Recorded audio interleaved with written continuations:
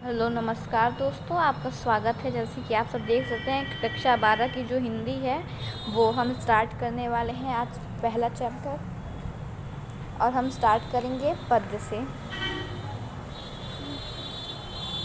क्योंकि गद्य जो है वो अगर आप कहेंगे तो मैं अपलोड कर दूंगी, वरना अधिकतर इम्पॉर्टेंट मेरे हिसाब से जो पढ़ने योग्य है वो पद्य ही है। तो हम यहाँ पर पद्य खोल रहे हैं। अगर आप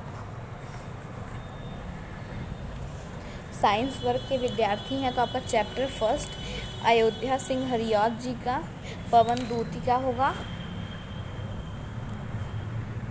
इसमें हरिऔध जी जब श्री कृष्ण राधिका माता को छोड़कर चले जाते हैं तब उनकी जो स्थिति है उस स्थिति का वर्णन करते हुए कहते हैं कि बैठी खिन्ना यक दिवस वे गेह में थी अकेली।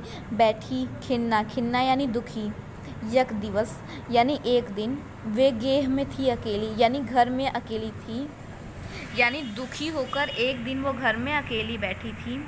आके आंसू दृग युगल, दृग युगल मतलब आँखों के जोड़े, दो आँखें होती है ना, वही थे धरा को भिगोते यानी भूमि को गीला कर रहे थे। आई धीरे इस सदन में, सदन यानी घर में, पुष्प सुगंध को ले प्रातः वाली सुपवन इसी काल, वातायनु यानी खिड़कियों से, यानी एक दिन दुखी होकर श्रीमती राधिका जी अपने घर में बैठी थी और उसी समय उनके नैनों के, उनके आँखों के जोड़ों में आंसू आ गए थे जो कि गिरकर धरा को गीला करते थे।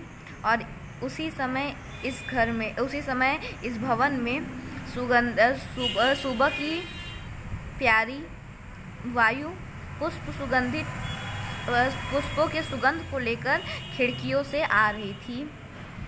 संतापों को विपुल बढ़ता देख के दुखिता हो, संताप यानी दुखों को, विपुल यानी विशाल रूप से यानी बहुत बड़े आकार में बढ़ता देखकर दुखित हो यानी दुखी होकर, यानी अपने दुखों को और भी अधिक बढ़ता हुआ देखकर श्रीमती राधिका जी दुख से वायु से कहती हैं कि प्यारी प्रातः पवन इतना क्यों है मुझे सताती, यानी हे प्यारी सुबह की पवन, तुम मुझे इतना क्यों सता रही हो? क्या तू भी है कुलसित हुई काल की क्रूरता से? क्या समय ने तुम्हें भी नहीं छोड़ा है? यानी इसमें समय ने तुम्हें भी नहीं छोड़ा का मतलब है तुम इधर उधर भटकते हुए मेरे घर में आ गई हो, यानी समय ने तुम्हें कहीं का नहीं छोड़ा जो तुम्हें भटकना पड़ रहा है। ये अर्थ है यहाँ पे कि क्या तू भी है कुलसित हुई, यानी क्या तुम भी दुखी हो काल की क्रूरता से, समय की क्रूरता से।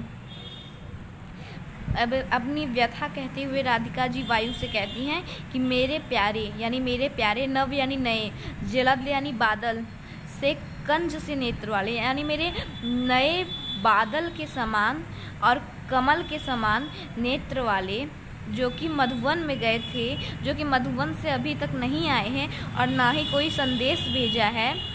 मैं रो रो के प्रिय विरह से बावली हो रही, यानी मैं अपने प्रिय श्री कृष्ण के विरह में पागलों सी होती जा रही हूँ। जाके मेरी सब कथा श्याम को तू सुना दे, मेरी ये सारी दुख कथा तुम जाओ और जाकर मेरे श्याम को सुना दो।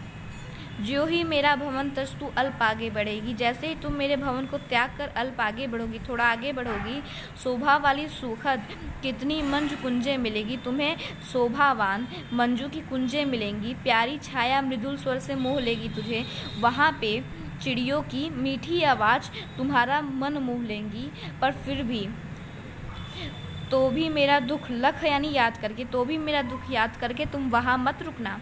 इसके आगे का हम सेकंड पार्ट में अपलोड कर देंगे।